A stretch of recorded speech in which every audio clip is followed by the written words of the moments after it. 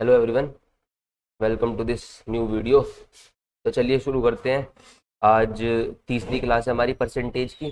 पहली क्लास में दोनों में काफ़ी इंपॉर्टेंट क्वेश्चन और जो थ्योरी हमने डिस्कस की थी, आज बहुत सारे क्वेश्चन हम डिस्कस करेंगे जो आपके एग्जाम के लिए बहुत बहुत ज़्यादा क्या है इम्पोर्टेंट रहने वाले हैं। ठीक है। तो पिछली क्लास में हमने a into b is equal to constant वाली चीज़ पढ़ी थी, है ना। तो अब आज उसी के ऊपर थोड़े एडवांस क्वेश्चन वो हम डिस्कस करेंगे। ठीक है। The price of oil is increase by 20%। Price की भाई बात कर रहा है, प्राइस क्या कर दिया है, 20% बढ़ा दिया गया है। 20% का मतलब क्या होता है, 1/5, यानी कि प्राइस जो है वो 5 से कितना कर दिया गया होगा भाई, 6 कर दिया गया होगा। बताओ इस बात में कोई दिक्कत है क्या। अब कह रहा है वो द कंजम्पशन, कंजम्पशन को घटा दिया गया है कितना, 18 से ही 1/3%। ठीक है भाई। अब 18 से ही 1/3 कितना होगा, तो 18 दिया 54, 1 55/300, यानी कि 11/60। ठीक है। ये हमने लिखी ली डायरेक्ट, यानी कि 11/60। तो यानी कि अगर 60 थी कंजम्पशन तो 11 कम कर दी होगी। 11 कम करने का मतलब क्या हुआ भाई, 49। बताओ ठीक है क्या। तो ये प्राइस तो 5 से 6 हो गया और कंजम्पशन बताया इसने 60 से कितनी होगी, 49 होगी। तो परसेंटेज डिक्रीज इंक्रीज बताना है एक्सपेंडिचर में। अच्छा मेरे प्यारे भाई, एक्सपेंडिचर क्या होता है। एक्सपेंडिचर तो हमने कल पढ़ा था ना कि प्राइस इनटू कंजम्पशन, यही होता है। तो यानी कि अगर प्राइस और कंजम्पशन की दोनों के आपस में मल्टीप्लाई कर दूंगा तो मुझे क्या मिल जाएगा, एक्सपेंडिचर मिल जाएगा। बताओ मिलेगा कि नहीं। ठीक है। तो कर देते, देखो यहाँ से कट रहा है, ये 6 से कितनी बार कट रहा है, 10 बार, तो पहले ही उड़ा लो। तो 10 × 5 कितना, 50, और 49 × 1 कितना, 49। तो यानी कि जो एक्सपेंडिचर है वो 50 से कितना हो गया, 49 हो गया। तो जो परसेंटेज चेंज आया वो कितना आया भाई, एक की कमी आई, कितने पर आई, 50 पर, इंटू क्या कर दो, 100, क्योंकि हमें परसेंटेज चेंज बताना था, इंक्रीज या डिक्रीज इन एक्सपेंडिचर। तो 2% का क्या हुआ मेरे प्यारे भाई, डिक्रीज हुआ। ठीक है। तो डिक्रीज बाय 2%, यानी कि आंसर जो हमारा होगा वो क्या होगा, ऑप्शन नंबर डी। आई होगी बात सभी को समझ में, क्लियर है भाई सभी को।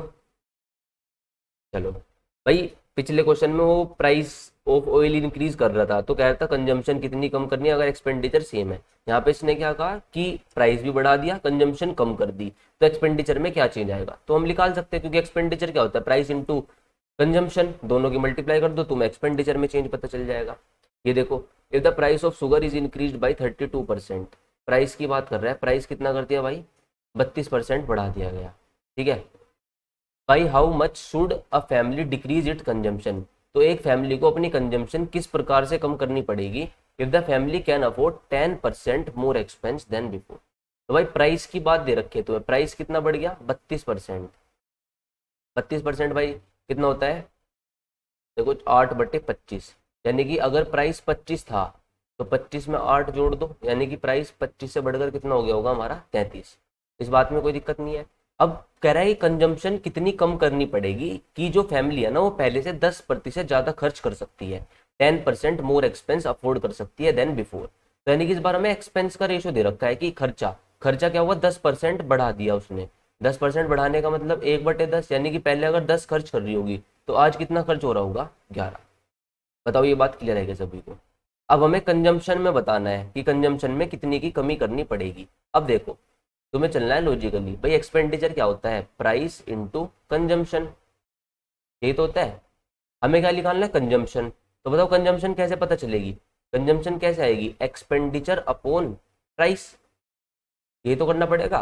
यानी कि हमें एक्सपेंडिचर को डिवाइड करना पड़ेगा किससे, प्राइस से, तो हमें क्या पता चल जाएगा, कंजम्पशन। आई बात समझ में। तो भाई तुम क्या करो, सीधा सीधा एक्सपेंडिचर को कर दो प्राइस से डिवाइड। प्राइस कितना था, 25, और यहाँ पर कितना था, 33। पहले ये सीख लो बेसिक, फिर उसके बाद बताऊंगा मैं तुम्हें डायरेक्ट मेथड। अब देखो जब डिवाइड करना है भाई, यहाँ डिवाइड करना है, तो डिवाइड अगर दो, आपका दो रेशो है तो आप डायरेक्ट क्रॉस मल्टीप्लाई कर सकते हो, ये आपका डिवाइड हो जाता है। ठीक है भाई।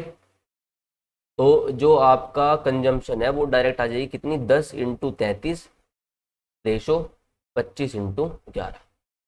आई क्या बात समझ में। देखो 11 से गया कितनी बार, 3 बार, और 5 से कितनी बार गया, 2 बार, 5×5 = 25, यानी कि जो कंजम्पशन का रेशो आ गया वो कितना आ गया, 6:5। पहले कंजम्पशन 6 थी, अब कितनी हो गई, 5। ये देखो डिवाइड अगर तुम वैसे भी करते तो बताओ, डिवाइड ये फ्रैक्शन में है दोनों रेशो, तो एलसीएम लेना पड़ता, यानी कि 25 × 33 से क्या करनी पड़ती, तुम्हें मल्टीप्लाई करनी पड़ती। तो 25 से 25 कट जाता, ये 10 × 33 हो जाता, और ये 25 इंटू क्या हो जाता, 11 हो जाता। आई बात समझ में।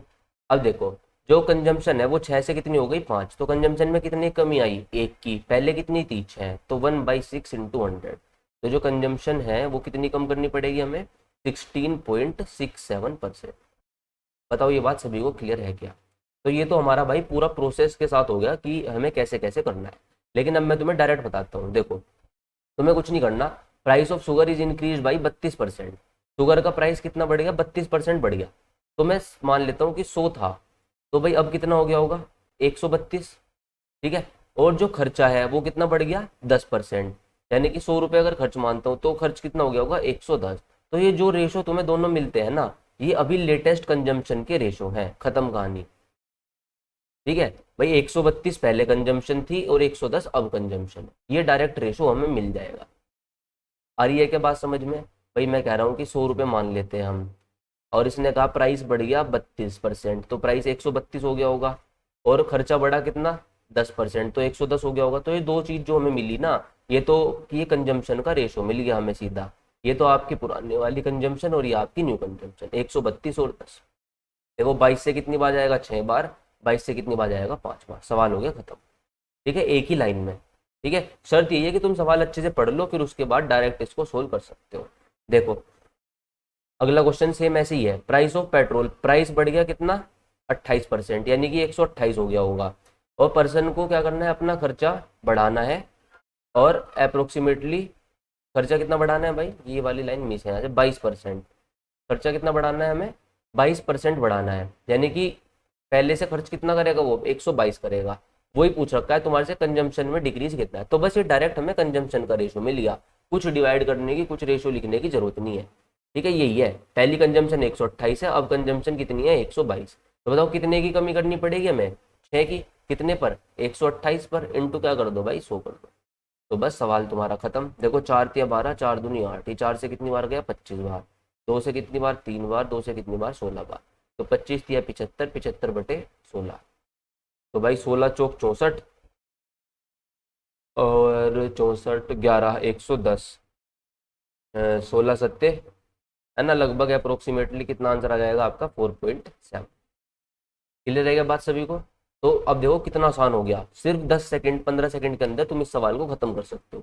सवाल पढ़ा समझ में आ जाएगा कि कैसे करना है, तो लॉन्ग मेथड ना जानने के बजाय डायरेक्ट लिखो, ये कंजम्पशन का रेशो डायरेक्ट लिख सकते हो।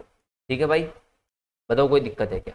अच्छा एक ये वाला टाइप बहुत आता है पेपर में, बहुत इंपॉर्टेंट है भाई एग्जाम के लिए तुम्हारे, और बच्चे बहुत कंफ्यूज हुए रहते हैं इसमें, पता नहीं क्यों। ठीक है, आज ध्यान से सुन लो इसे, a reduction of 20% in the price of sugar. भाई जो चीनी के रेट है उसमें क्या कर दिया 20% की कमी कर दी गई, तो a purchaser to obtain 4 kilogram more for 160 rupees. तो अब जो ग्राहक है ना वो 4 किलो चीनी खरीद पा रहा है कितने में 160 रुपए में। देखो यहाँ पर जो ये प्राइस होता है ना ये फिक्स होता है, वो पहले भी 160 की चीनी खरीद रहा होता था, आज भी वो 160 रुपए की चीनी खरीद रहा होता है। देखो कोई आदमी अगर सेम रेट पे मतलब सेम पैसों की चीनी खरीद रहा है, मान लो 100 रुपए की हम पहले खरीद रहे थे, 100 की हम आज खरीद रहे थे, तो अगर मान लो चीनी के रेट में कमी हुई, अगर चीनी के रेट में कमी होती है तो अगली बार क्या होगा, कम पैसों में चीनी आ जाएगी, कम पैसों में चीनी आ जाएगी। लेकिन तुम क्या करोगे कि भाई जितने की ले रहा था मैं तो मुझे उतने की दो, 100 रुपए की दो तुम चीनी, तो उसकी वजह से क्या होगा चीनी तुम्हें एक्स्ट्रा मिल जाएगी। तो जितना रेट कम हुआ उसके बदले में उतनी चीनी हमें क्या मिल जाएगी एक्स्ट्रा मिल जाएगी। ये इसके पीछे क्या होता है लॉजिक, क्योंकि जो अमाउंट है ना वो सेम है। तो अब चलो ये बात क्लियर होगी सभी को। अब मेरे प्यारे भाई 20% की रेट में कमी आई, बताओ 160 रुपए की तुम चीनी खरीद रहे थे, तो 160 का 20% कितना होगा, 160 का 20% निकाल लोगे, यानी कि 1/5, 5 या 15, 5 32 रुपये होगा, यानी कि चीनी के रेट 32 रुपये कम हो गए। या तो तुम क्या कर सकते थे इन 32 रुपये को अपनी जेब में रख के चुपचाप निकल जाते, या फिर तुमने सोचा कि चलो 160 की खरीद लेते हैं। तो अब जो ये 32 रुपये तुम्हारे पास बचते इसमें क्या आई, एक्स्ट्रा चीनी तो आई होगी ना, और वो चीनी कितनी आई भाई 4 किलोग्राम, तो यानी कि जो 4 किलोग्राम चीनी आई है वो जो 32 रुपये कम हुए हैं उसमें से तो आई है, यानी कि 1 किलो की जो रेट है वो कितना आ गया 8 रुपये आ गया, 1 किलो का रेट कितना आ गया 8 रुपये, और ये क्या है रिड्यूस प्राइस आया है। ये कौन सा प्राइस आया रिड्यूस प्राइस, घटा हुआ दाम आया। आई बात समझ में। लेकिन उसने घटा हुआ दाम नहीं पूछा, उसने पूछ रखा है भाई ओरिजिनल रेट, ओरिजिनल प्राइस। अब बताओ चीनी के रेट में कमी कितने परसेंट की हुई थी 20% की, 20% होता क्या है भाई 1/5, यानी कि अगर ओरिजिनल रेट 5 था तो एक कम हो गया होगा, अब कितना हो गया होगा 4।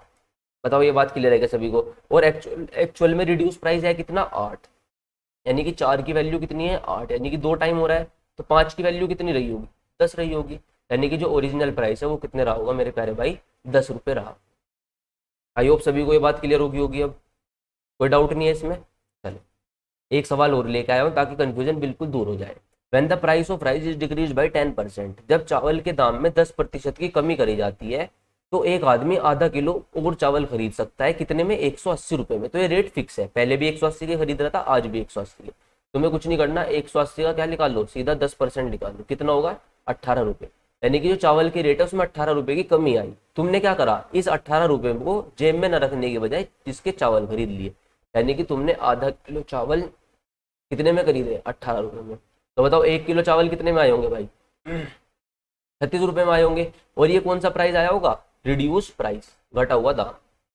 बताओ ये बात क्लियर है क्या सभी को, कोई डाउट नहीं है इसमें। इसने क्या पूछा था, what is the reduce and original price of rice. तो बताओ रिड्यूस और ओरिजिनल प्राइस ऑफ राइस क्या होगा। तो रिड्यूस तो आ गया हमारा, यानी कि ये ऑप्शन खत्म, ये दोनों में से आंसर होगा कोई। अब चावल के रेट में 10% की कमी आई, 10% होता क्या भाई 1/10, यानी कि 10 से कितना हो गया होगा 9 हो गया होगा। 9 की वैल्यू हमें दे रखी है कितनी 36, यानी कितने टाइम हुआ 4 टाइम। तो 10 का 4 टाइम्स कितना होगा 40, यानी कि जो ओरिजिनल प्राइस है वो कितना रहा होगा 40, और जो रिड्यूस प्राइस है वो कितना रहा होगा 36, यानी कि answer is option number A. बताओ कोई डाउट है क्या इसमें, अब क्लियर होगी ये बात। तो इस क्वेश्चन को थोड़ा ध्यान से देखना, इंपॉर्टेंट क्वेश्चन है, पेपर में बार बार रिपीट होता रहता है। नेक्स्ट देखो, चलो एक सवाल हो रहा है, 20% रिडक्शन हुआ राइस में और एक आदमी 4 किलो चावल एक्स्ट्रा खरीद सकता है कितने में 640 में। तो तुम्हें कुछ नहीं करना, 640 का 20% निकालना है। 20% यानी कि 1/5, तो 5 एकम 5, 5 दूनी 10, 5 अट्ठे 40, यानी कि 128 रुपये की क्या आई कमी आई रुपीज में। और इसने क्या करा, इसमें 4 किलो चावल खरीद लिए, किसमें 128 रुपये में। तो बताओ 1 किलो चावल कितने में आ रहा होगा अब 32 रुपये में। ये क्या है हमारा रिड्यूस प्राइस, घटा हुआ दाम। ठीक है, क्या इसने रिड्यूस प्राइस पूछा है हमारे से, जी नहीं, इसने पूछा है ओरिजिनल प्राइस। बताओ रेट में कितने की कमी आई 20% की, तो 20% कितना होता है 1/5, यानी कि रेट जो है वो कितना हो गया होगा 5 से 4। 4 की वैल्यू हमें दे रखी है भाई कितनी 32, यानी कि 8 गुना हो रहा है, तो 5 की वैल्यू 40, कितने रुपए आ जाएगी आपके 40 रुपीज़। तो जो आंसर है आपका ओरिजिनल प्राइस ऑफ राइस वो कितना था भाई 40 रुपीज़। क्लियर है भाई बात सभी को। तो 3-3 4-4 सवाल हमने इस बेसिस पे कर लिए, अब तुम्हें ये क्वेश्चन डायरेक्ट हो जाना चाहिए।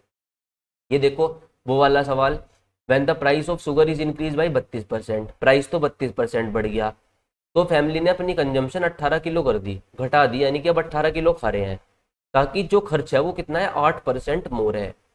देखो ये वही सवाल है, यहाँ पे खर्चे की बात करी और किसकी बात करी प्राइस की बात करी, यानी कि तुम्हें कंजम्पशन का रेशो निकालना है। और कंजम्पशन का रेशो मैंने डायरेक्ट बताया था, ये तो कितना हो जाएगा 132, और खर्चा कितना बढ़ा 8%, तो ये डायरेक्ट किसका रेशो मिल गया मुझे कंजम्पशन का रेशो। भाई ये सवाल हमने अभी नहीं करा था क्या, देखो ये देखो ये दो सवाल ही यही है क्या, ये वाला और आपका ये वाला सवाल, ये वाला हो गया और ये वाला, दो सवाल है। देखो डायरेक्ट कंजम्पशन का रेशो लिख रखा था हमने, आगे कंजम्पशन का रेशो, इसे थोड़ा सोल्व कर सकते हो तुम, करने का सोल्व बताओ। 4 से गया कितनी बार, 8 से भी जाएगा क्या, नहीं चलो 4 से निपटा लेते हैं। 4 तिये 12, 4 तिये 12, 4 दूनी 8, 4 सत्ते 28, ठीक है। 3 से 11 बार, 3 से कितनी बार 9 बार, तो 11:9 आ गया। तो भाई ये तो पहले की कंजम्पशन ओरिजिनल कंजम्पशन, और ये क्या अब की कंजम्पशन जो वो अब खा रहा होगा। तो बस, और उसने क्या कहा, उसने अपनी कंजम्पशन कितनी कर दी फैमिली ने 18 किलोग्राम। तो बताओ यानी कि 9 की वैल्यू हमें 18 दे रखी है, यानी कि 2 गुना हो रहा है, तो 11 की वैल्यू ओरिजिनल कितनी रही होगी 22 किलोग्राम रही होगी, यानी कि जो ओरिजिनल कंजम्पशन है फैमिली की वो कितनी होगी मेरे प्यारे भाई 22 किलोग्राम। तो भाई ये अच्छे सवाल है कुछ, मतलब देख लो तुम, अच्छा तो इसमें क्या ही है, तुम फटाफट इसको 10-15 सेकंड में सोल्व कर सकते हो, लेकिन वही है आपको कॉन्सेप्ट पता होना चाहिए। ठीक है भाई, चलो ठीक है। इसमें आज मिक्स क्वेश्चन है काफ़ी सारे, बहुत सारे कॉन्सेप्ट तुम्हारे क्लियर हो जाएंगे अच्छे से। और ये वो क्वेश्चन है जो एग्जाम में बार बार रिपीट होकर पूछे जाते हैं।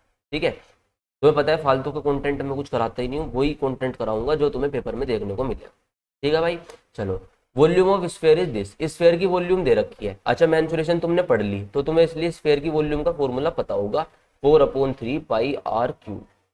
ठीक है, if the radius of sphere is increase by 20%, radius में क्या करा भाई 20% बढ़ा दी गई, तो net percent increase in its volume, तो वॉल्यूम में कितने प्रतिशत की इंक्रीज आया। अब मेरे प्यारे भाई तुम यहाँ से ये वॉल्यूम दे रखी है, इसका कोई भी मतलब नहीं है, हमें फोकस करना है किस पर, रेडियस पर।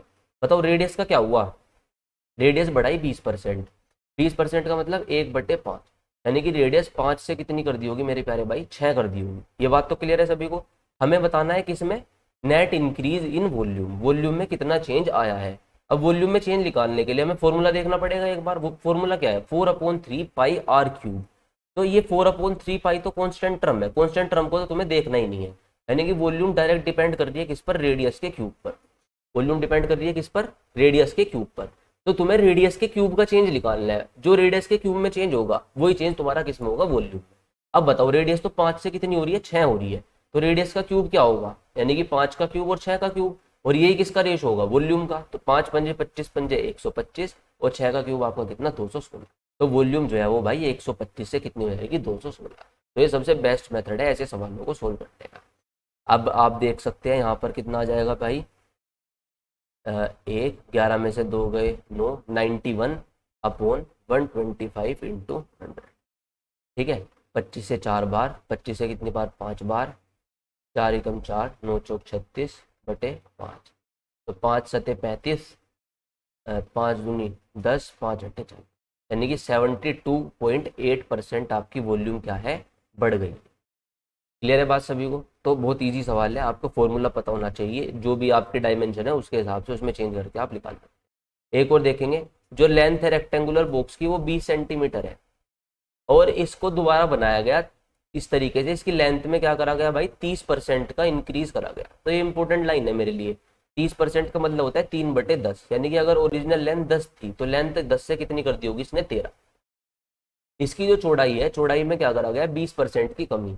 20% तुम्हें पता है भाई कितना होता है, 1/5, यानी कि जो ब्रेथ है वो 5 से कितनी कर दी गई होगी, 4 कर दी होगी। इतनी बात क्लियर है। अब इसने कहा if the area is increased by 100 centimetre square, अगर एरिया में 100 सेंटीमीटर स्क्वायर की बढ़ोतरी हुई तो नए बॉक्स का एरिया आपको बताना है। देखो अभी लेंथ दे रखी थी 20 सेंटीमीटर, इससे हमें कोई मतलब नहीं है, हमें तो एरिया के चेंज से मतलब है। एरिया बढ़ा 100 सेंटीमीटर स्क्वायर। अब बताओ भाई एरिया कैसे निकलता है रेक्टेंगल का, लंबाई गुना चौड़ाई, ऐसे तो निकालोगे। तो बताओ लेंथ 10 से 13 हुई, ब्रेथ 5 से 4 हुई, तो लंबाई गुना चौड़ाई कर दोगे तो एरिया आ जाएगा। बताओ ये कितना आ गया, 50, ये कितना आ गया, 13 चौक 52। तो ये तो पहले का एरिया होगा और ये अब का एरिया होगा। बताओ एरिया कितना बढ़ा, अरे बताओ भाई एरिया में कितने का चेंज आया, 2 का, 2 यूनिट का चेंज आया हमारे हिसाब से। और इसने कहा कि एरिया में चेंज आया 100 सेंटीमीटर स्क्वायर का, तो 2 यूनिट की वैल्यू कितनी होगी, 100, तो एक की कितनी होगी भाई, 50। इतनी बात क्लियर है क्या। अब हमें नया एरिया बताना था, नया एरिया कितना है, 52, तो हमें 52 की वैल्यू बतानी है। एक की वैल्यू 50 है तो 52 की कितनी हो जाएगी, 52 गुना 50, 5 दूनी 10, 5 पंजे 25, 1 26, यानी कि 2600 सेंटीमीटर स्क्वायर हमारा क्या होगा, नए बॉक्स का क्या होगा भाई, एरिया होगा। तो देखो कोई भी रिलेशन नहीं है, बस रेशो का खेल है और परसेंटेज का खेल है। तो डायरेक्ट तुम देख सकते हो, फटाफट ऐसे सवालों को खत्म कर सकते हो। आगे आ जाओ। हाँ, इनकम और एक्सपेंडिचर, इनकम एक्सपेंडिचर के क्वेश्चन बहुत बनते हैं परसेंटेज में। भाई जो इनकम है तुम्हारी वो किसके इक्वल होती है, एक्सपेंडिचर प्लस सेविंग। ये बात तो हम डिस्कस कर चुके हैं पहले भी, है ना। भाई जो इनकम है, जो भी कमाओगे उसमें से 2 ही काम कर पाओगे, या तो कुछ बचा पाओगे या फिर उड़ा पाओगे। कुछ उड़ाओगे कुछ बचाओगे, कुछ खर्च करोगे कुछ बचाओगे। तो इनकम इज इक्वल टू हमेशा क्या होता है, एक्सपेंडिचर प्लस सेविंग्स। अब राघव ने कहा, राघव जो है वो अपनी इनकम का 80% खर्च कर देता है। राघव जो है वो बेचारा 80% क्या कर देता है, खर्च कर देता है। मेरे प्यारे भाई अगर बताओ मैं इनकम मान लेता हूँ राघव की 100, तो राघव इसका 80% खर्च कर देता है, यानी कि 80 खर्च कर देता होगा। तो कॉमन सेंस वाली बात बताओ, राघव बचाता कितना होगा, 20 रुपये बचाता होगा कि नहीं। ये पेपर में बहुत आता है, बुक पेपर का फेवरेट सवाल है और इजी सवाल है, इसको सभी कर लेते हैं। ठीक है, बस जल्दी कैसे करना है वो तुम्हें देखना है। अगर इनकम कितनी बढ़ गई, 12% बढ़ गई, यानी कि इनकम 100 का 12% कितना, 12 ही, यानी कि इनकम 112 हो गई। और जो सेविंग है वो 10% कम हो गई, सेविंग 10% कम हो गई। 20 का 10% कितना होगा, 2, है ना। तो 2 कम होगी, यानी कि सेविंग कितनी होगी, 18। तो भाई बताओ अब 112 कमा रहा है, 18 रुपये क्या है बचा रहा है, तो खर्च निकाल सकते हो ना आसानी से, या इसमें कोई दिक्कत है तुम्हें, बताओ। 80, 92, 2, 94, खर्च कितना रहा होगा, 94। तो इसने पूछा था बताओ कितना परसेंटेज इंक्रीज हुआ उसके एक्सपेंडिचर में, एक्सपेंडिचर में खर्चे में कितने की बढ़ोतरी हुई। तो पहले तो 80 रुपये खर्च करता था, अब 94 रुपये खर्च कर रहा है, तो कितना परसेंटेज चेंज आया, 14 रुपये बढ़ गया खर्चा। कितने पर बढ़ गया, 80 पर, इंटू क्या भाई 100। क्लियर है बात सभी को, 20 से 4 बार, 20 से 5 बार, 14 पंजे 70, 70/4, और 70/4 आपका कितना होता है, 4 1 जा 4, 4 7 जा 28, 4 5 जा 20, यानी कि जो खर्चा है वो कितना बढ़ गया आपका, 17.5% इंक्रीज हो गया। अब आप ये डायरेक्ट भी लिख सकते हो, जैसे 100 का ये 12 था तो इसको आप 12 लिख सकते हो, कितना चेंज आया, 12 आया। और यहाँ पे डिक्रीमेंट कितना हुआ, -2 का, तो -2 और ये 12, तो इसे कितना होना पड़ेगा, 14 होना पड़ेगा, यानी कि डायरेक्ट चेंज लिख लिया मैंने। भाई यहाँ 12 का चेंज आया, यहाँ पे कितने का चेंज आया, -2 का, तो यहाँ कितना चेंज आएगा, 14 का। तो बस 14/80 गुना 100, ऐसे आप डायरेक्ट भी कर सकते हो। यहाँ दिखाऊंगा, मोनिका 72% क्या करती है, खर्च करती है। देखो मैं डायरेक्ट लिख रहा हूँ अब, है ना। तो इनकम, एक्सपेंडिचर और आपकी सेविंग्स, अगर उसकी इनकम 20% बढ़ गई तो देखो मैं डायरेक्ट लिख दिया यहाँ पर, क्या 20 रुपये आपकी इनकम बढ़ गई, चेंज लिख रहा हूँ मैं डायरेक्ट, 120 नहीं लिख रहा अभी से। सेविंग कितनी बढ़ गई भाई, 15%, सेविंग 15% बढ़ गई। अब 28 का तुम्हें क्या निकालना पड़ेगा, 15% एक बार निकालना पड़ेगा। ये कैलकुलेटिव है, इसने वैसे भी कह रखा करेक्ट टू 1 डेसिमल प्लेस। तो 5×3 = 15, 5×2 = 10, 20, 4×5 = 20, 4×7 = 28, 7×21/5, यानी कि 5×4 = 20, 4.2। सेविंग कितने से बढ़ेगी भाई, 4.2, ये चेंज लिख लिया मैंने डायरेक्ट। तो बताओ खर्चा कितना बढ़ा होगा, 15.8 बढ़ा होगा, क्योंकि 20 होना है ना इन दोनों को मिलकर। आगे की बात समझ में, तो देखो डायरेक्ट चेंज आ गया। अब उसने पूछा था खर्चे में कितने की बढ़ोतरी हुई, तो 15.8 खर्चा बढ़ा, कितने पे बढ़ा, 72 पे, इंटू क्या कर दो भाई 100 कर दो, तो 72 दूनी 144, 20 से तो ऊपर ही आएगा कुछ आंसर। अब ऐसे तो 3 ऑप्शन है, तो थोड़ा और कैलकुलेटिव हो गया, चलो सोल्व कर लेते हैं थोड़ा सा। 4 × 4, 4×8 = 32, 4 से कितनी बार गया, 25 बार, ठीक है भाई। और 2 से कितनी बार गया, 9 बार, 2 7 × 14, 2 9 × 18, ठीक है, यहाँ तक कोई दिक्कत नहीं है। 25 नम्मा 225, और 25×7 = 175, 185, 195, 2 197, ठीक है। तो ये आ गया आपका, बस बटे 9 कर लो, 9 दूनी 18, 9 दूनी 18, 17 नहीं जा रहा तो 21, बस 21 आते ही समझ जाओ 21.9 तुम्हारा क्या है आंसर। आई बात समझ में भाई, मैंने इस बार 20% इंक्रीज हुई इनकम, यानी कि मैंने डायरेक्ट चेंज लिख दिया यहाँ पर। अगर वैसे लिखते तो फिर इनकम कितनी हो जाती, 120 हो जाती। सेविंग में कितनी 15% बढ़ा, यानी कि 4.2, यानी सेविंग्स कितनी हो जाती है आपकी 32.2 हो जाती। फिर घटा वटा के इसे निकाल लेते हैं यहाँ पर, ठीक है। तो ये कितना आ जाता, यह आ जाता आपका 87.8, फिर यहाँ डिफरेंस करते, फिर अपॉन 72, डायरेक्ट चेंज ही निकालो ना, क्योंकि इन द एंड क्या है, हमें परसेंटेज इंक्रीज या डिक्रीज ही निकालना है। आई बात समझ में, चलो। सुधा क्या करती है भाई, 15% बचाती है, तो 15% बचा रही तो 85% खर्च कर रही, ठीक है। इनकम, एक्सपेंडिचर, सेविंग, और अगर उसका एक्सपेंडिचर बढ़ गया कितने से, 20% से, एक्सपेंडिचर बढ़ गया भाई 20% से, मैं डायरेक्ट चेंज निकाल लूंगा, 85 का सीधा 20% निकाल लो, 1/5, यानी कि 17 रुपये क्या हो गया, उसका खर्चा बढ़ गया। यहाँ पे हम क्या निकाल रहे हैं, डायरेक्ट चेंज। और उसकी सेविंग्स बढ़ गई 60%, 60% कितना होता है भाई, 3/5, 5×3 = 15, 3×3 = 9, सेविंग बढ़ गई कितनी 9, तो 17 बड़ी एक्सपेंडिचर, 9 बड़ा सेविंग, तो 17 और 9 टोटल कितना होता है 26, यानी कि इनकम कितनी बड़ी होगी ओवरऑल, 26 बड़ी होगी। मतलब भाई क्या बात समझ में, बताओ उसकी इनकम कितनी इंक्रीज हुई, 26 का चेंज आया किस पर, 100 पर, वो तो डायरेक्ट परसेंटेज में ही होता है, यानी कि जो आंसर आ गया वो कितना आ गया 26%। क्लियर है बात सभी को, कोई डाउट यहाँ तक, चलो समझ में आ रही होगी बात, है ना। आगे देखो, ये नए टाइप का क्वेश्चन है आपका, sum of salaries of a and b, a और बी की जो सैलरी का सम है वो कितना है प्यारे भाई, 43,000 रुपीज, ठीक है।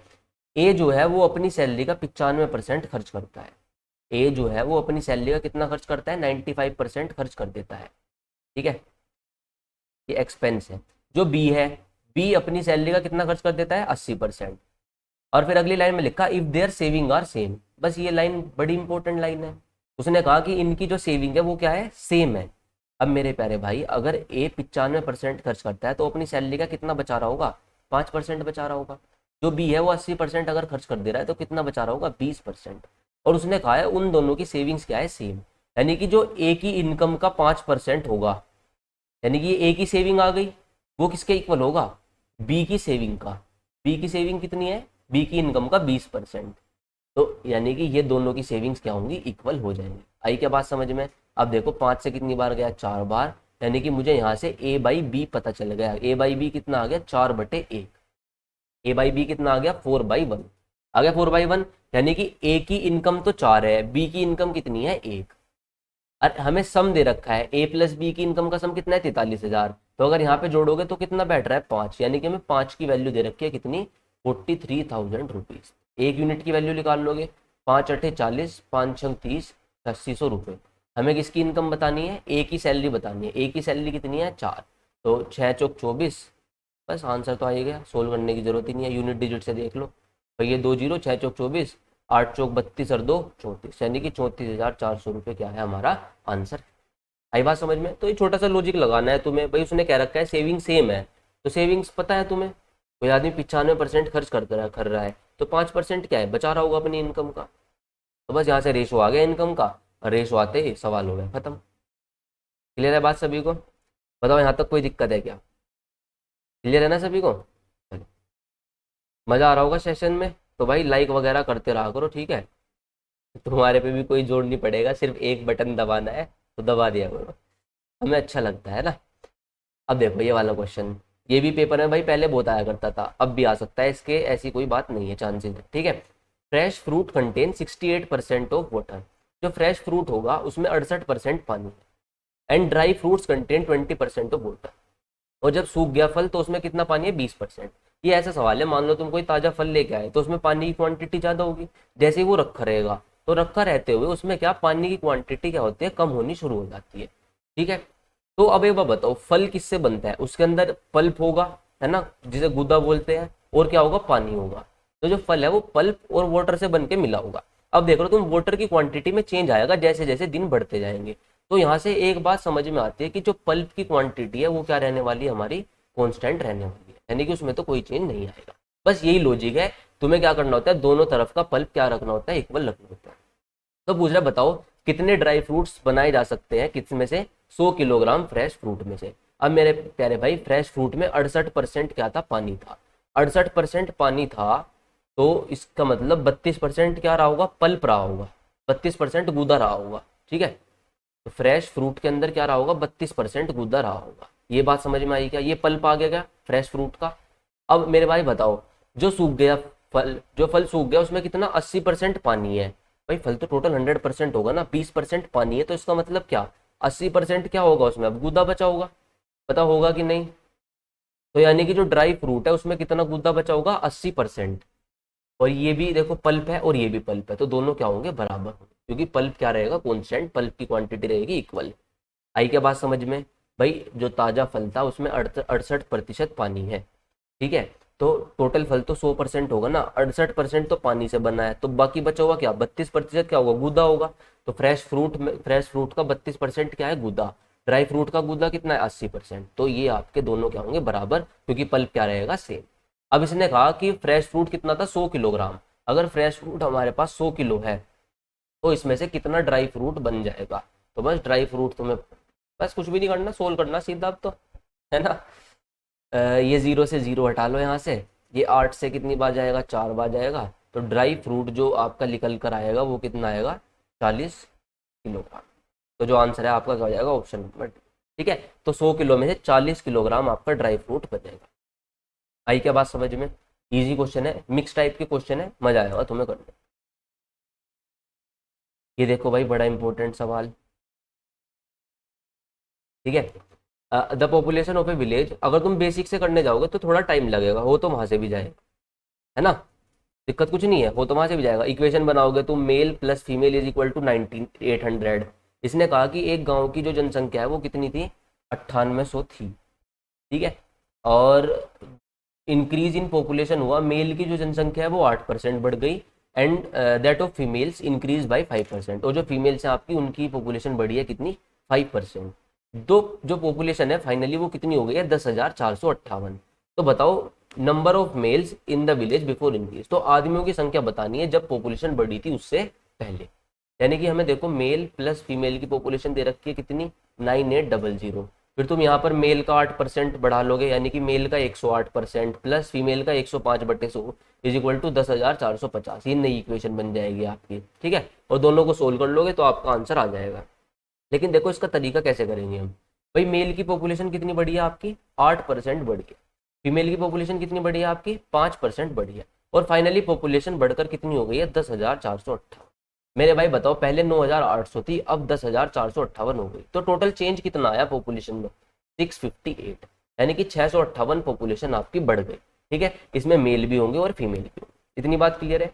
अब एक मेथड होता है हमारा क्या, डेविएशन मेथड, ठीक है।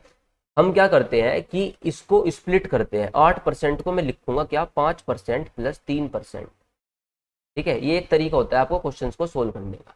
भाई 5% प्लस 3% क्यों लिखा, देखो मैं यहाँ से क्या चाह रहा हूँ कि जो इतना चेंज तो आया ही आया है, वो चेंज हम निकाल लेंगे और फिर वहां से जो वैल्यू बच जाएगी उसको कंपेयर करके क्वेश्चन सोल्व कर सकते हैं। देखो जैसे मेल की पॉपुलेशन 8% बढ़ी, तो मैंने इसे 5 प्लस 3 लिख लिया। फीमेल की 5% बढ़ी है। अब मेरे प्यारे भाई बताओ, अब इसे भूल जाओ थोड़ी देर के लिए, प्लस के 3% को, यानी कि मेल भी 5% बढ़े, फीमेल भी 5% बढ़े। तो यहाँ से मुझे ये समझ में आ रही है बात कि 5% पॉपुलेशन तो बढ़ी है ओवरऑल, चाहे वो मेल हो या फीमेल हो।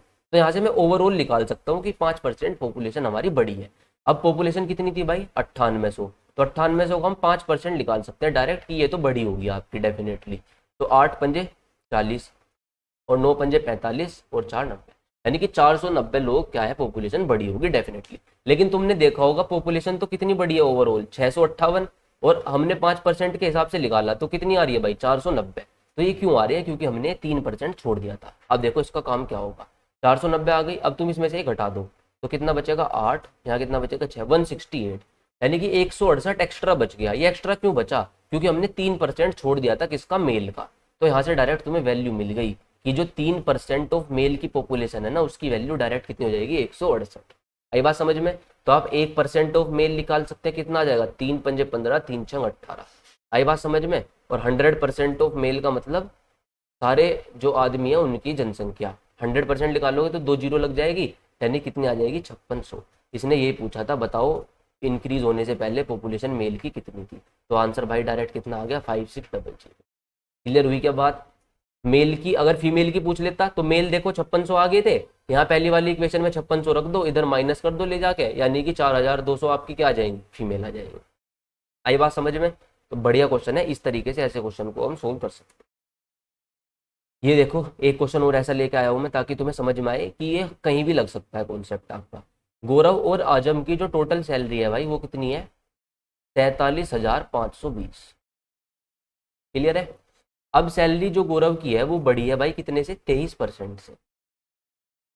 और जो आजम है, ये आजम है ए, जो आजम है उसकी सैलरी बढ़ी है कितने से, 30% से, ठीक है। और जो टोटल सैलरी है उनकी भाई वो कितनी हो गई, 59,928, इतनी रुपीज हो गई बढ़ने के बाद। तो पहले सैलरी में चेंज देख लो तुम कितना आया, 8 जीरो, 9 में से 5 गए 4, 9 में 7 गया 2, यानी कि 12,408 रुपये सैलरी इनकी क्या है, बढ़ी है। बताओ इस बात में कोई दिक्कत है क्या। हमें बताना है इनकी सैलरी का डिफरेंस, ठीक है। तो पहले तो सैलरी पता होनी चाहिए गौरव और आजम की दोनों की, जब भी तो डिफरेंस बता पाएंगे। तो बताओ निकालते हैं भाई। इसकी तो 23% बढ़ी और इसकी कितनी बढ़ी, 30% बढ़ी, ठीक है भाई। तो देखो यहाँ पे क्या है तरीका, भाई अगर मैं इसे 23+7 लिखता हूँ तो भी कोई दिक्कत नहीं है, और इसका 23% निकाल लेंगे हम, जो आएगा उसके 7% से कंपेयर करके सोल्व कर लेंगे। पर थोड़ी कैलकुलेशन और आसान हो तो मैं इसे 23 को इस बार क्या लिख लूंगा, 30% माइनस 7% लिख लूंगा। बताओ लिख सकते हैं क्या, कोई दिक्कत वाली बात नहीं है बिल्कुल भी। यानी कि ओवरऑल सैलरी में चेंज, ये से भूल जाओ अब थोड़ी देर के लिए, 30% चेंज पक्का आया ही आया होगा। तो यानी कि 47,520 का हम क्या निकालेंगे, पहले 30% निकाल लेंगे।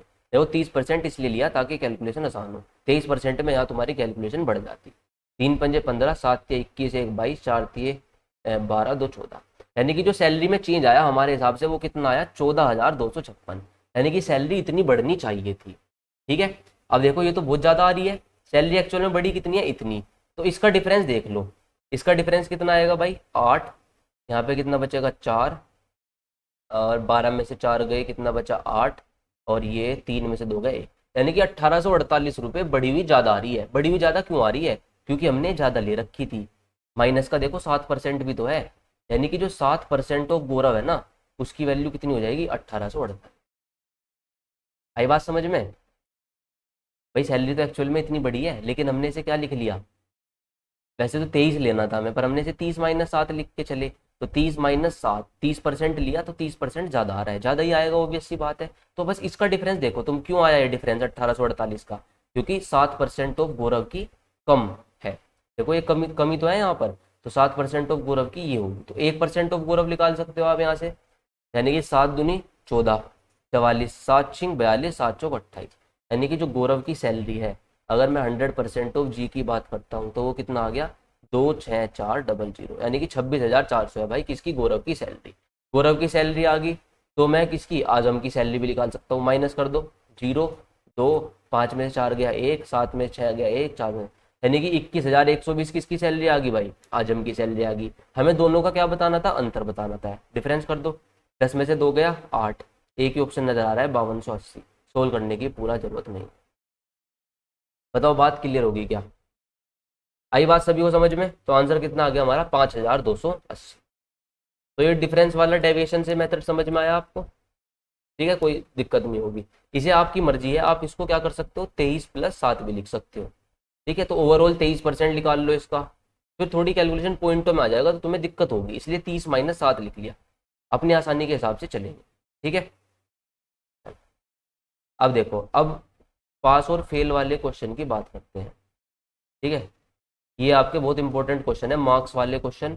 अगर मान लो मैं बात करता हूँ कि भाई कोई एग्जाम है, किसी एग्जाम में आपके 80 मार्क्स आए, कितने मार्क्स आए आपके, 80 मार्क्स आए। एग्जाम कितने मार्क्स का था हमारा, मान लेते हैं कि 200 मार्क्स का था। ठीक है, और पासिंग मार्क्स जो थे वो कितने थे, 60 मार्क्स। तो आप बता सकते हो भाई आपके परसेंटेज कितने आए, तो 80 अपॉन टोटल मार्क्स, ऐसे तो निकालते हो परसेंटेज, इंटू 100, यानी कि 40% नंबर आए आपके।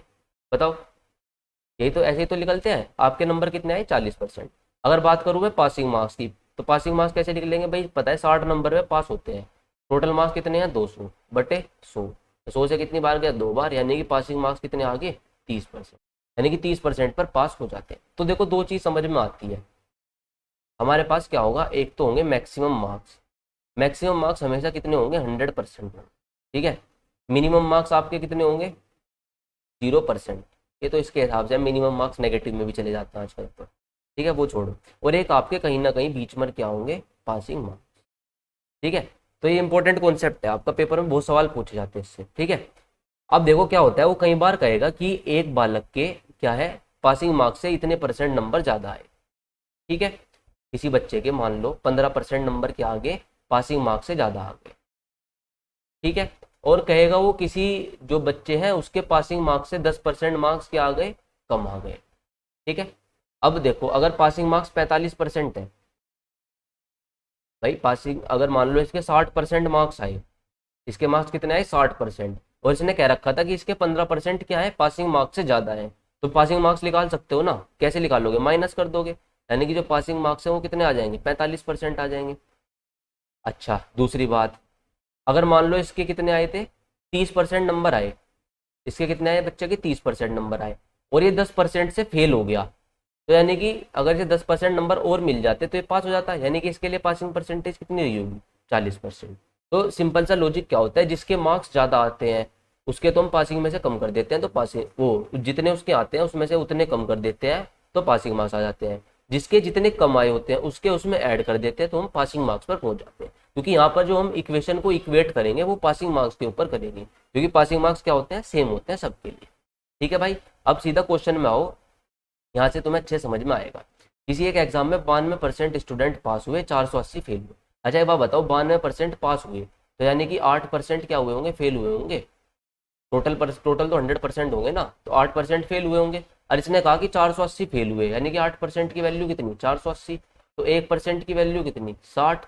तो बताओ, इसने पूछा एग्जाम में कितने बालक अपीयर हुए थे, तो 1% 60 है, तो टोटल बालक तो 100% रहे होंगे एग्जाम में, तो यानी कि आंसर कितना आ गया, 6000। तो इसमें तो कुछ भी सोचने की आपको जरूरत भी नहीं है। ठीक है, बहुत ईजी सा ये आपका क्वेश्चन है।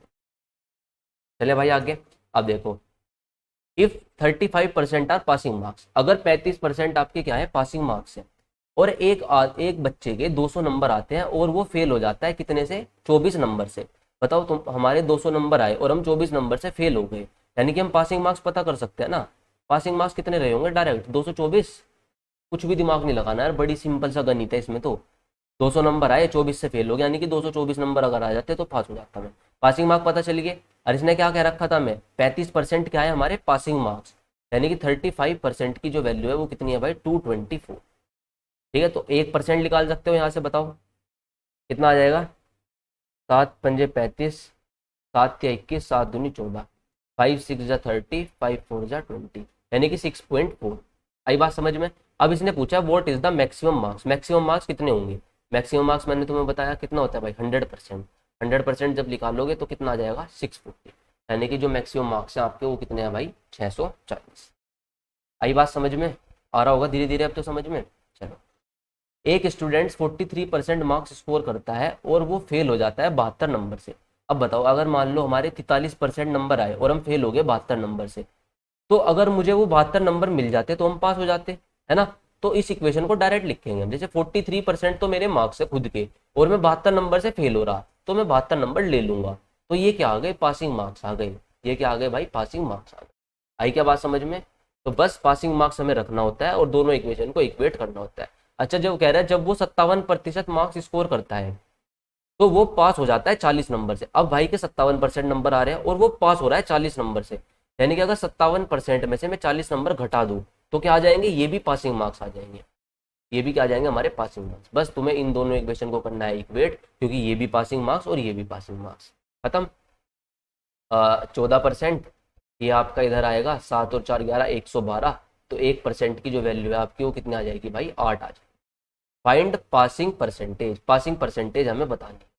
ठीक है, पासिंग परसेंटेज आसानी से बता सकते हो, क्योंकि देखो 43% प्लस 72 क्या है हमारी, पासिंग परसेंटेज ही है। अब 1% 8 है, तो यानी कि अगर मैं 72 की बात करूं तो 8 में 9 गुना हो रही होगी, यानी कि यहाँ भी 9 गुना, यानी कि 9% की वैल्यू कितनी है, 72।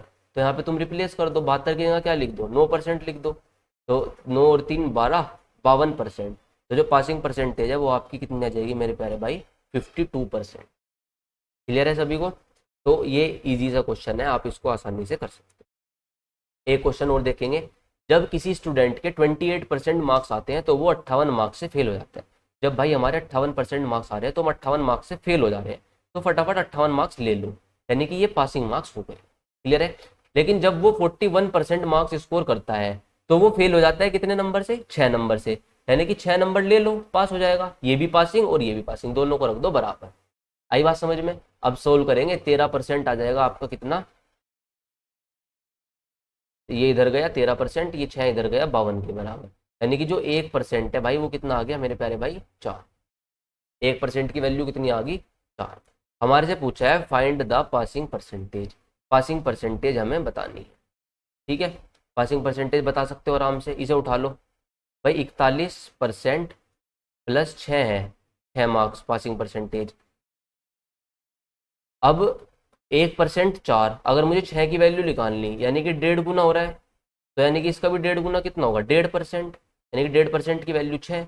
तो यानी कि 41% तो है ही, 6 की जगह क्या रख दो, 1.5% रख दो, यानी कि जो आंसर है आपका वो कितना हो जाएगा, 42.5%। तो ऐसे आप डायरेक्ट निकाल सकते हो पासिंग परसेंटेज। दूसरा तरीका क्या है, आप इसको यहाँ पर रिप्लेस कर लो भाई, 1% 4 है ना, तो इस 41% में 4 डाल दो, 1% की वैल्यू डाल दो, तो 4 एकम 4, 4 चौक 16, 164 प्लस 6, यानी कि पासिंग मार्क्स ही निकाल लिए मैंने कितने, 170 हो गए। पासिंग मार्क्स कितने निकाल लिए, 170। बस अब टोटल मार्क्स निकाल लो, 1% का मतलब 4, यानी कि मैक्सिमम मार्क्स कितने रहे होंगे, 400। तो 170/400 गुना 100। तो तुम ऐसे भी कर सकते हो, और अगर यहाँ से डायरेक्ट इस मार्क्स को परसेंटेज में चेंज कर सकते हो तो उससे बढ़िया तो है ही, टाइम बच जाएगा। तो बस 170/4 सोल्व करोगे तो आंसर आपका यहाँ भी 42.5% आएगा। क्लियर है। चलो, ये देखो, ratio of the number of boys and girls in school is 7:5। Boys और जो गर्ल्स का रेशो है वो कितना है भाई, 7:5।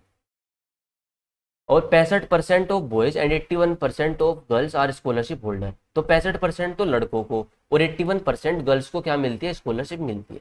तो हमें उन स्टूडेंट का परसेंटेज बताना है जिनको स्कॉलरशिप नहीं मिली। तो मेरे प्यारे भाई बताओ, अगर 65% लड़कों को स्कॉलरशिप मिलती है तो 35% ऐसे होंगे जिन्हें नहीं मिलती होगी। बताओ, क्लियर है क्या ये बात। 81% लड़कियों को मिलती है, तो 19% ऐसी होंगी जिन्हें स्कॉलरशिप नहीं मिलती। ये बात सभी को क्लियर है क्या? अब बॉयज और गर्ल्स का रेशो ये है, ठीक है। अब हमें बताना है कि कितने लड़कों को, कितने स्टूडेंट्स को स्कॉलरशिप नहीं मिलती। तो दो तरीके होते हैं आपका, एक तो वेटेड एवरेज, ठीक है, वेटेड एवरेज। भाई भाई अगर मैं बात करूं तो 35% बालक ऐसे हैं, लड़के ऐसे हैं जिनको स्कॉलरशिप नहीं मिलती। टोटल कितने हैं? 7। तो तुम क्या करो, 7 इंटू 35% कर दो, कर दिया। प्लस लड़की कितनी, 19% को स्कॉलरशिप नहीं मिलती है, कितनी, 5। तो 5 इंटू 19% कर दो, divide by total number of student. Total number of student कितने हैं? 12। इसे सोल्व कर लो, तुम्हारा आंसर आ जाएगा, ठीक है। एक तो तुम्हारा ये हो गया तरीका। दूसरा डेविएशन मेथड जो हमने अभी पढ़ा, ठीक है। दूसरा क्या है? Deviation method. ये तो आगे बात समझ में, यहाँ से सोल्व कर लो, यहाँ से भी आ जाएगा। ये आसान तरीके हैं भाई क्वेश्चन को सोल्व करने के, वरना इन क्वेश्चनों में बहुत टाइम लग जाते हैं, इक्वेशन बना के फंस जाओगे। तो देखो 35% लड़कों को नहीं मिल रही, 19% लड़कियों को स्कॉलरशिप नहीं मिल रही। तो अगर देखो मैं इसको क्या कर लेता हूँ, 19% प्लस 16% लिख लेता हूँ। तो बताओ तुम्हें कोई आपत्ति है क्या? लिख सकते हैं। तो यहाँ से मुझे एक बात कंफर्म होगी कि 19% लड़कों को और 19% लड़कियों को तो डेफिनेटली मिल ही रही है। तो ये तो तुम अलग लिख दो कि भाई 19% को तो कंफर्म है कि पक्का स्कॉलरशिप मिल रही है। अब इसके अलावा ये भी तो छोड़ दिया था हमने, 16%, 16% लड़कों को नहीं मिली, तो यहाँ पे लगाओ प्लस का साइन। ये देखो ये कितना हो गया, 16%। टोटल लड़के कितने हैं भाई? 7। तो इंटू 7 करो, कर दिया 7, divide by total number of student, ऐसे निकाल लेंगे, 7 और 5 12। तो ये तुम्हारा आंसर आ जाएगा डायरेक्ट। आई क्या बात समझ में?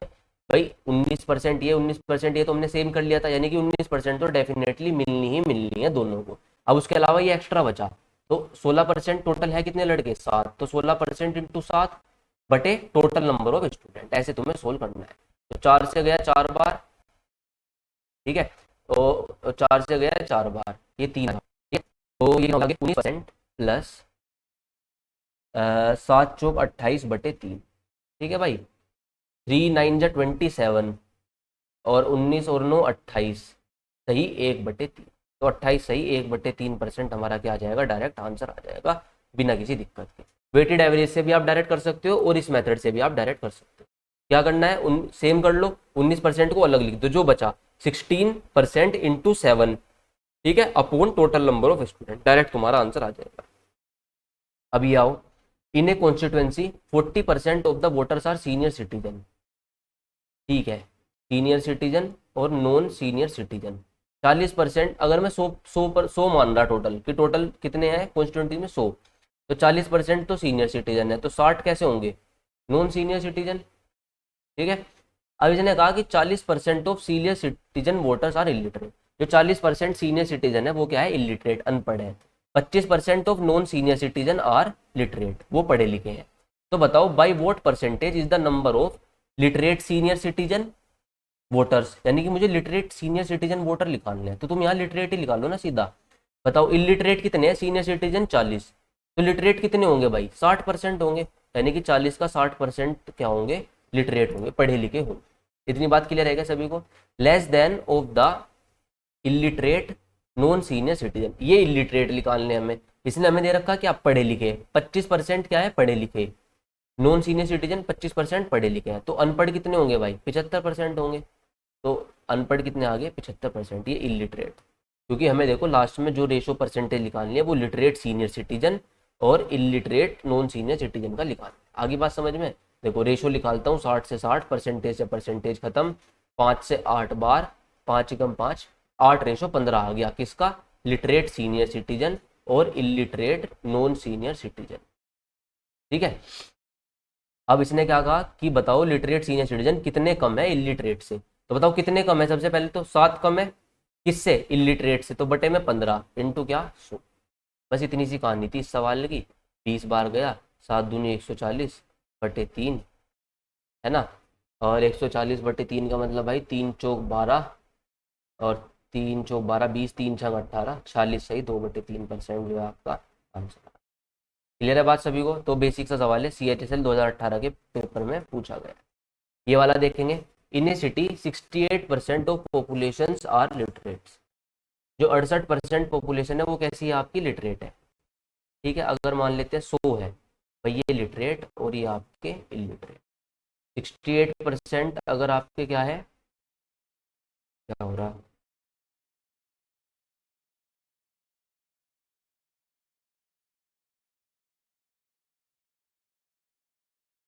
हाँ 68% आपके क्या है, इलिटरेट।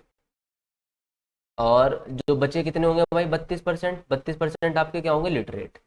ये तो आपके इलिटरेट है और ये आपके लिटरेट रेट है 68%। इनमें से मेल और फीमेल का रेशो दे रखा हमें। किसका रेशो दे रखा भाई, मेल और फीमेल का। देखो इसमें कह रखा है ना, 68% ऑफ पॉपुलेशन आर लिटरेट इन विच, यानी कि इसकी बात कर रहा है लिटरेट वाली पॉपुलेशन की। तो 68% में से मेल और फीमेल का रेशो कितना है, 11:6। 11 और 6 का मतलब कितना हो गया, 17 टोटल।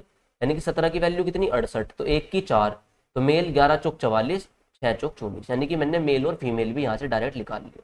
मेल 44 होंगे, फीमेल कितनी होंगी भाई, 24। अच्छा, the ratio of literate female to illiterate female is 8:5। जो लिटरेट फीमेल है ना, जो आपकी क्या है, ये लिटरेट है भाई, उल्टा लिख दिया मैंने, और ये आपका क्या है, इलिटरेट। 68% तो पॉपुलेशन लिटरेट है ना, हाँ। अब इसने क्या कहा, the ratio of literate female, literate female तो ये रही उनका, और इलिटरेट फीमेल का रेशो कितना है भाई, 8:5। तो यहाँ से मुझे इलिटरेट फीमेल पता चल जाएंगी, क्योंकि लिटरेट फीमेल कितनी है भाई, 24। 8 की वैल्यू 24, यानी कि 8 तिया 24 हुआ होगा, तो 5 तिया क्या हुआ होगा, 15 हुआ होगा। यानी कि यहाँ से मुझे पता चल गया कि 15 क्या है, इलिटरेट फीमेल है। तो जब 15 इलिटरेट फीमेल है तो मेल कितने रहे होंगे भाई, 17 रहे होंगे। यहाँ से मेल भी आ गए। अब इसने कहा टोटल फीमेल है सिटी में कितनी, बताओ। अगर टोटल नंबर ऑफ मेल कितने हैं, 15,250। टोटल नंबर ऑफ मेल बताओ, यहाँ 44 है, यहाँ कितने हैं, 17। तो टोटल मेल कितने हो गए, 61। यानी कि 61 की वैल्यू हमें दे रखी है कितनी, 15,250। आई क्या बात समझ में। एक की वैल्यू आप निकाल सकते हैं, ये जाएगा 2 बार 250 बार, भाई ये 122 और 305, पूरा पूरा जा रहा है 250 बार। टोटल नंबर ऑफ फीमेल बतानी है, फीमेल 24 और 15 कितनी है टोटल, 39। 39 की हमें वैल्यू बतानी है, यानी कि 39 इंटू 250। कर सकते हो भाई, क्या आंसर आ जाएगा, 25 नम्मा 225, 25 दिया 75, 75 85 95 297, यानी कि जो आंसर आ गया वो आपका क्या आ गया, 9750। यही हमारा क्या होगा, आंसर होगा।